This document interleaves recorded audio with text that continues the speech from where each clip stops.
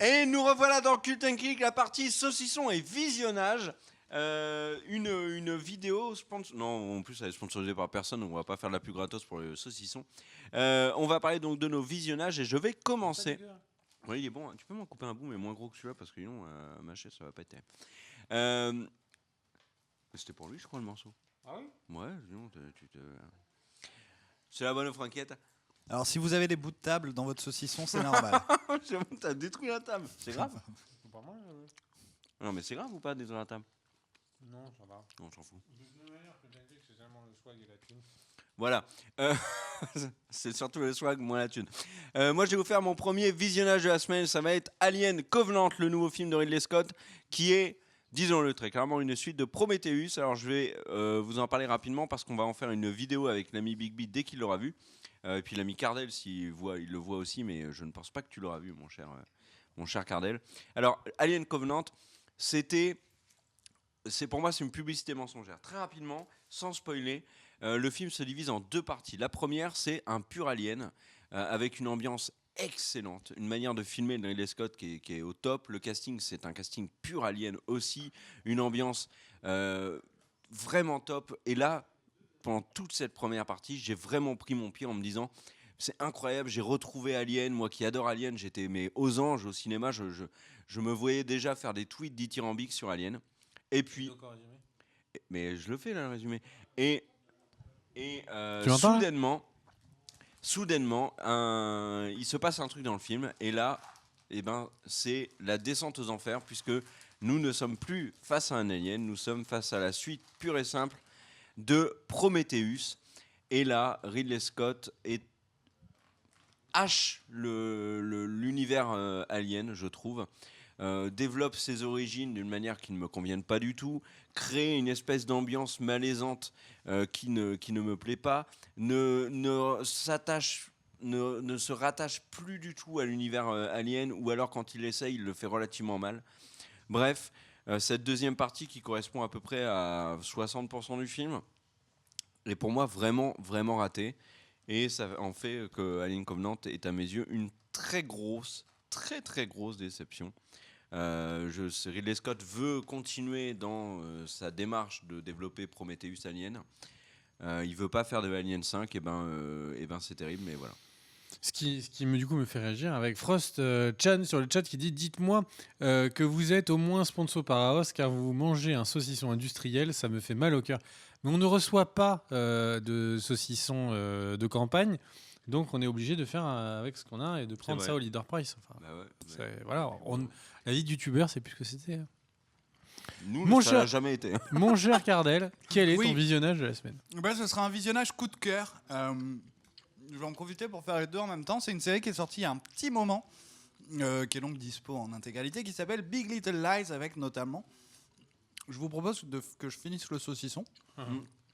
Je dis le casting. Nicole Kidman, Zoe Kravitz, Reese Witherspoon. Reese Witherspoon, exactement. Il y a un des acteurs de True Blood, Alexander Skarsgård, qui jouait Tarzan.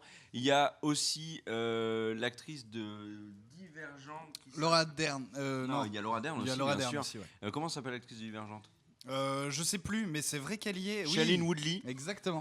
Qui est dans cette un très joli rôle, d'ailleurs. Gros casting, 7 épisodes diffusés sur HBO. Ton avis, Cardel? Exactement. Eh bien, comme je vous l'ai déjà dit, c'est un petit coup de cœur pour ma part. J'ai vraiment aimé Big Little Lies. Alors, je n'ai pas encore tout vu, j'en suis à l'épisode 5. Mais en fait, ce qui me plaît beaucoup dans Big Little Lies, c'est surtout sa narration. Et le rythme qu'a cette série. En gros, on est dans un quartier... on va suivre plusieurs personnes, en fait, tout simplement, qui, la majorité, voire même toutes, habitent dans un quartier plutôt privilégié, qui emmènent leurs enfants dans une bonne école. Et il y a un personnage qui vient de débarquer en ville, personnage qui est plutôt dans le besoin et qui a débarqué ici tout simplement pour changer d'air et qui va donc... c'est la personne tout à droite, celle de Divergente d'ailleurs sur votre écran, et qui va se faire amie avec Reese Witherspoon et Nicole Kidman. Tout ça baigné dans une espèce d'ambiance assez bizarre parce que il s'est passé quelque chose de grave, notamment la série nous fait penser de suite à un meurtre. Et pourquoi je vous dis que j'aime la narration, c'est parce que justement nous allons être avant ce meurtre et en fait chaque épisode va être entrecoupé de témoignages au tribunal, très certainement, ou non, c'est très certainement d'ailleurs dans une salle d'interrogatoire de police, et qui fait planer le doute sur qui ça pourrait être. Tout ça, en plus de ça, évidemment, on va suivre les histoires personnelles, les vies privées de ces 3 jolies demoiselles, et madame d'ailleurs. Enfin voilà, moi c'est une série qui me plaît énormément. C'est ultra bien fait. Je ne peux que vous recommander vraiment Big Little Lies. Et voilà, ça tombe bien, c'était la fin. Et tu sais que les critiques sont excellentes sur Big Little Mais ça Lies. ne m'étonne pas, Et c'est le vraiment chat une nous très a bonne série. souvent demandé d'en parler. Un visionnage, mon cher. Coup de cœur assumé ou petit coup de cœur parce que c'était ce qu'il y avait dans la semaine? Mon cher Cardel. Gros coup de cœur ou petit coup de cœur? Ouais, gros coup de cœur devant American Gods notamment. Qu'est-ce que j'ai pu voir de récemment? Devant Fargo, la saison 3. Ouais, c'est mon Devant c'est mon coup de Van cœur, Helsing putain, loin devant Van Helsing, la série de Netflix. Mon Dieu, quel immondice. Mais oui, loin elle est devant. nulle, celle-là. Oh Ah là là. putain, c'est dur, hein. Car voilà. C'est pas Premier- une série Netflix. Kerr, d'ailleurs, au mais, premier épisode, c'est m'a diffusé dit sur c'est du diffusé sur génie. Netflix, ouais, Et quand il a vu Twitter, il est revenu. Il dit non, j'ai du mal voir. Netflix. J'ai jamais dit ça, mais qu'est-ce Si, que tu es mauvais. et tu m'as dit. Et Non, non, si je te fais. Si je suis le sens de Twitter, je dirais maintenant, ici, tout de suite, que la saison 2 de l'Attaque des Titans est une immense réussite. Or, je ne le pense pas du tout. Eh ben moi je suis Mais on en plutôt parlera plus tard en d'accord vidéo. avec une partie de ça, mais on en Et reparlera. alors, fais-nous un petit visionnage. Alors du coup le petit visionnage des familles de la semaine, c'est la Grande Muraille. Alors Ah, bah, qu'est-ce je que pourrais en c'est parler parce que j'ai vu bah, aussi. je sais, c'est pour ça que tout est préparé dans Culture Geek. Et donc la Grande Muraille, c'est si on se souvient ce que T'aurais Jimmy pu préparer le saucisson coupé. Kimmel, de ce que Jimmy Kimmel avait dit du coup à son acteur principal qui s'appelle Matt Damon. Matt Damon. I'm fucking bien, Matt Damon. Et qui avait dit quand on pense que Matt Damon aurait pu jouer dans un grand rôle et il a décidé de jouer dans la Grande Muraille, c'est quand même un peu triste. C'est à peu près ce que j'en pense. C'est vraiment un film de troisième zone chinois qui a été réalisé avec les moyens de Bollywood. Donc en soi, un petit film. Vraiment un direct ou DVD, tu sais, vraiment un petit dur. film, petit budget, des effets spéciaux complètement. Comparé à Balouli 2. Balouli, J'ai compris, il voulait dire Hollywood, pas Bollywood. Ah, je vous l'avais pas. non, Bollywood. Je vous avais pas parlé de ah non, si, je vous avais parlé de Mais Balouli si, 2, t'en la avais parlé, résurrection mais ou bien un truc sûr. comme ça. Ça, j'ai pas vu. Si, Mais si, film t'étais indien qui allait sortir dans la semaine. Bon, bref. Concrètement, ce film, alors tout est cliché. C'est une armée. T'as jamais vu une armée qui a été plus colorée que ça. Donc je rappelle, hein, là dans l'armée, c'est important de pouvoir se camoufler, etc. Là, il y a la troupe des rouges criants et tout. Donc tu as globalement une armée où en fait tu as les différents corps de métier des Power Rangers qui se sont décuplés. C'est un métier où je tiens juste à le dire. Tu vois, tu as différents corps d'armée, tu as les archers, tu as ceux qui sont au corps à corps et tout. Et tu as le corps d'armée des femmes qui tiennent de la grue. Je laisse apprécier la vanne, parce qu'ils ont chacun un animal. Et donc les femmes, c'est les grues. Et donc elles, leur job, c'est de sauter depuis le C'est mur. basé sur une réalité historique ou que dalle? Ils Non, se non, sont que dalle. fait plaisir avec la L'histoire, grue, ok. l'histoire, c'est que, en fait, en réalité, derrière le mur de la Grande Muraille de Chine, protéger la Chine d'une attaque d'aliens qui était arrivé sur la planète Terre C'est via pas des une aliens. météorite. Si, Mais non. ils arrivent via une météorite. Ce sont des aliens. Moi, j'ai pas du tout compris ça comme ça. Et tu n'avais pas les sous-titres. Donc, le truc, c'est que donc ils sont là pour repousser cette attaque d'aliens, et donc cela fait des centaines d'années que différents corps d'armées se sont arrivés pour se peaufiner. Oh, il y a réduit au silence, salut. Et là, globalement, Matt Damon arrive avec l'accent le plus fake qu'il a jamais eu, notre ami Matt Damon. Il parle comme ça, et je le transforme en français. Mais il a un accent écossais tout pourri. Tu sens qu'il a vraiment pas eu beaucoup de temps d'être coaché. Oui, donc je disais, en quoi est-ce que le rôle des femmes, c'est vraiment de la merde dans ce truc. Donc les femmes, elles sautent du grand mur, pour harponner donc les aliens qui ressemblent à des chiens. Et donc elle harponne le chien de l'enfer. Et donc là, en fait, il y a un saut à l'élastique, et donc elle remonte. Et au moment où elle arrive en l'air, donc là, on lui rejette une lance qu'elle chope pour redescendre, etc. Donc pendant que les autres ils combattent, ils sont peinards derrière leurs arcs et leurs flèches, les femmes, elles sont au premier rang Et tu les vois, donc c'est les premiers à se faire bouffer. Ça n'a aucun sens. Bref, donc au final, nos amis Matt Damon et Pedro Pascal. Oberyn Martell. Exactement. Et donc, sont là et essayent de se faire de la thune pour en récupérant la poudre noire. Et donc, évidemment, ils veulent domestiquer les armes à feu qu'ont inventé les Chinois. Et alors, surprise, ces aliens, etc., ce sont des mercenaires. Vont-ils laisser de côté leur âme de mercenaire pour tomber amoureux de la mère patrie chinoise et sauver donc la Chine et donc le monde? Vous-même, vous savez quelle est la réponse. Et donc, au final, tout est naze. Voilà, si je devais résumer, tout est naze. Il y a des efforts dans les costumes, etc. Les costumes sont des costumes lotières de Power Rangers. Donc, tu te jures? Non, mais c'est une vanne. Si tu as d'autres images, je t'en prie, mon cher Daniel. Ok, on n'a pas touché le chèque pour ce film, mais quand même. On a des preuves en images que c'est vraiment de... pendant que le chat dit, c'est de la poudre de perlimpinpin. Oui. Et je trouve que c'est vraiment ça. C'est une référence à Emmanuel Macron. C'est de la poudre de perlimpinpin. Et vous dites des bêtises. Et ça, c'est un truc que je tiens à te dire. Tu dis des bêtises. Et c'est de la poudre de perlimpinpin, ce que tu me dis sur la Grande Muraille de... Et le truc... C'est notre projet. Et donc au final, notre ami donc le réalisateur, donc Yumi Xan, il a eu, à mon avis, un des plus beaux projets. Et bon, ça, je sors 2 secondes de la critique du film pour clôturer en disant voilà, pour ce film, c'est un film. Donc, je vous laisse juger. Hein. Est-ce que vous pensez que ce sont des costumes réussis qui donc méritent les éloges de Kerr, ou est-ce que vous pensez que à Halloween, eh bien, vous auriez la honte de vous balader comme ça? Non, franchement, à Halloween, tu te balades. Tu te balades comme ça? Non, à Halloween, tu te balades avec la demoiselle chef des Bleus là. Ouais. Franchement, c'est encore la sexualité. Mais arrête, mais tu peux pas être sérieux 5 minutes. Mais c'est pas exactement ce que tu as dit. Je pense que c'est le truc que j'ai dit le plus ce soir. Donc au final, qu'est-ce qu'on était en train de dire? Bon, c'est un film direct ou DVD classique. S'il était à Hollywood et tout le monde dirait c'est un mauvais film, pourquoi vous nous faites chier avec ça? Et vous avez raison. Et en fait, le truc, c'est que ce film, moi, je le trouve très important pour l'histoire du cinéma. Et je pèse mes mots. Je pense qu'il est vraiment important dans la grande histoire et dans la grande épopée du cinéma. Pourquoi? Parce que le marché chinois, donc on le sait, il y a eu des gros succès. Warcraft, qui potentiellement donc à Warcraft 2 qui va être fait. Attends, un gros succès, allons-y mollo. Les vrais succès en Chine concernant le film américain, c'est Fast and Furious, Avengers et compagnie. Et donc, oui, mais ce que je veux dire par là, c'est que il y a des vrais gros succès des films qui commencent à pouvoir être rentables uniquement sur le marché chinois. Et donc, le marché chinois et les sociétés de production chinoises, parce que le film est quasiment produit que par des sociétés de production chinoises, eh bien, ont maintenant les moyens de commencer à faire des films lotières américains, mais surtout à se payer quand même des grosses restas du cinéma et d'en faire un peu leur billage. Un peu comme dans le foot, les États-Unis.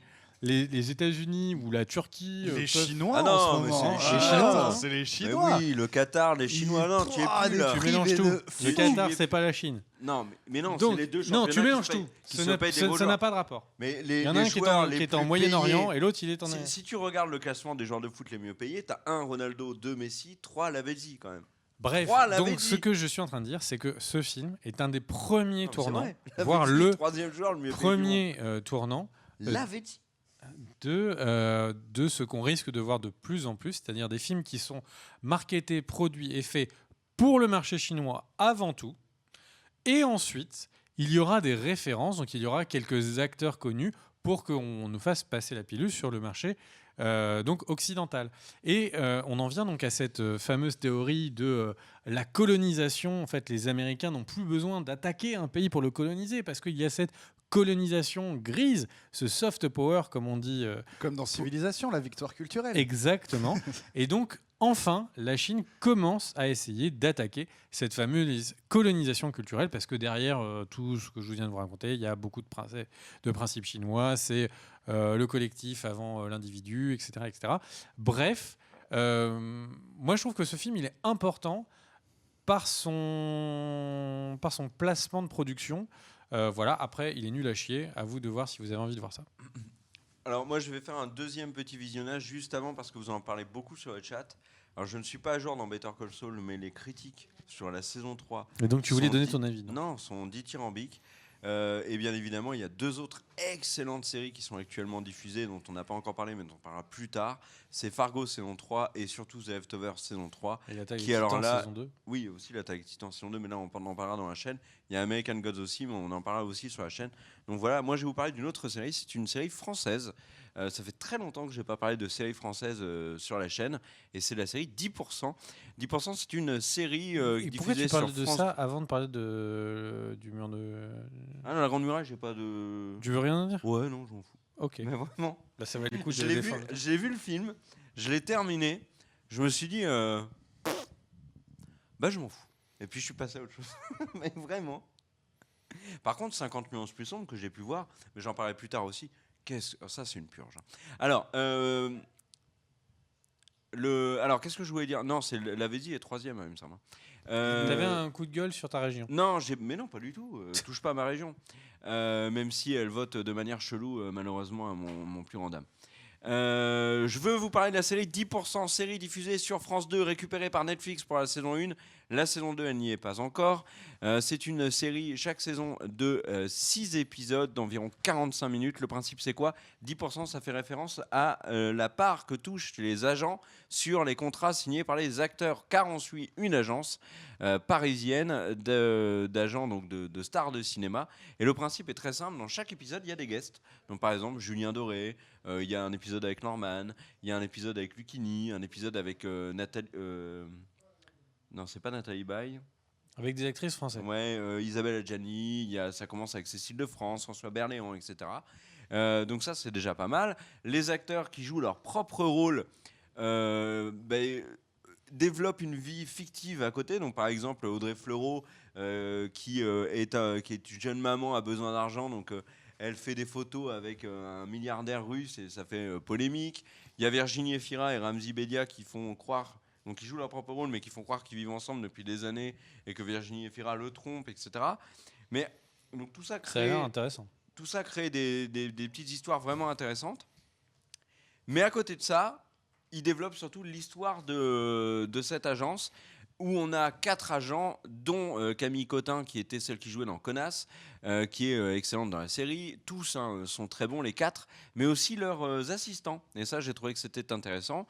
Chaque agent a son assistant, sauf l'agent qui est plus âgé. Elle en a pas, elle a un chien qui s'appelle Jean Gabin, d'ailleurs, c'est très drôle. Stylé comme détail. Ouais, et en fait, le point de départ de la série, c'est l'arrivée dans l'agence de Camille. Camille, c'est qui? C'est la fille d'un des agents, fille cachée. Et ça va donc poser des problèmes dans l'agence, surtout que Camille s'impose et qu'elle devient l'assistante de Camille Cotin. Moi, pour l'instant, j'ai quasiment terminé la saison 2. J'ai adoré cette série pour l'instant. C'est frais, c'est sans surprise. Alors, la série commence et au bout de 10 minutes, vous savez très bien comment ça va se terminer à la fin de l'épisode. Parce que c'est un peu sans surprise, mais comme j'ai dit, c'est très frais, les acteurs jouent bien, les personnages sont tous attachants. Celle qui joue Camille est vraiment, vraiment top. Elle a vraiment été bien castée, elle est touchante. Et alors, il y a quelques polémiques sur les 2 personnages homosexuels de la série. Il y a d'un côté l'assistant Hervé qui, dans le premier épisode, est un cliché absolu du gay, très féminisé, avec énormément de manières, etc. Mais quand la série avance, tu te Tu rends sais que compte j'avais envie de la regarder avant que t'en parles. mais sinon, je me tais. Mais non, mais Bon, j'ai le droit de te dire mon avis aussi. et après, Qu'est-ce que c'est après, en plus développant y un parler peu le ici. personnage d'Hervé, il devient vachement plus intéressant. Donc ça, moi, j'ai trouvé ça bien. Sauf que non, dans la saison 2, bon, c'est un peu moins le cas. Et puis, il y a des polémiques qui commencent à émerger autour du personnage donc, de Camille Cotin, qui est lesbienne. Et on lui reproche, alors moi ça, je ne l'ai pas perçu, mais je ne me perçois pas tout. On lui reproche aussi d'être un cliché un petit peu de la lesbienne parisienne. Donc voilà, mais en dehors de ça, pour moi, la série est un véritable sans faute. Donc j'ai hâte de voir la saison 3 qui est déjà prévue. Donc voilà, et puis alors, il y a un vrai bashing Norman. Parce que l'épisode sur Norman, qui a été diffusé sur France 2, s'est fait bâcher sur Twitter. Je me suis dit, ouais, ça devait être vraiment nul alors et tout. J'ai regardé l'épisode sur Norman comment, je me dis, ok, on va se farcir le mauvais épisode de la série. Et en fait, il est pas du tout moins bon que les autres, hein. C'est à mon avis juste parce qu'il y avait Norman Tavo dedans. Donc voilà mon avis sur 10% que je vous conseille. Saison 1 sur Netflix, saison 2 sur France 2. Voilà. Et donc c'est bien. Oui, non, mais arrête de te moquer de moi là. Oui, c'est très bien, regarde. Il paraît que c'est vraiment une bonne série, ouais. Ouais. Moi, j'avais lu beaucoup de choses. Tout le monde me positives dit que dessus. c'était une bonne série, mais là, la manière dont on a parlé, Eh j'avais ben l'impression voilà, que alors, c'était ne chiant. regarde possible. pas, c'est chiant, c'est nul, voilà. Bon. Mais sinon, fais-moi confiance et regarde, c'est chouette. Je ferai confiance à Monsieur 3. Il est l'heure, messieurs. Ouais. On a tous terminé. Il est l'heure, il est 22h07, il est temps que la France parle au français. Cardel, tu voulais dire. Au revoir. Ciao. Non, je sais pas, tu m'as pris de court. Je voulais dire quoi qu'on se revoit bientôt. On se Hein, revoit mardi on se fait prochain une pour un petite bouffe. prochain live. Si je ne me trompe pas, on se voit mardi la semaine prochaine à 20h et sur la chaîne, en dehors de ce que vous avez pu voir ce soir, vous aurez également 2 vidéos, une sur American Gods et une sur l'attaque des Titans saison 2. Voilà. À très vite. Bisous. Ciao. Des bisous. Let's go!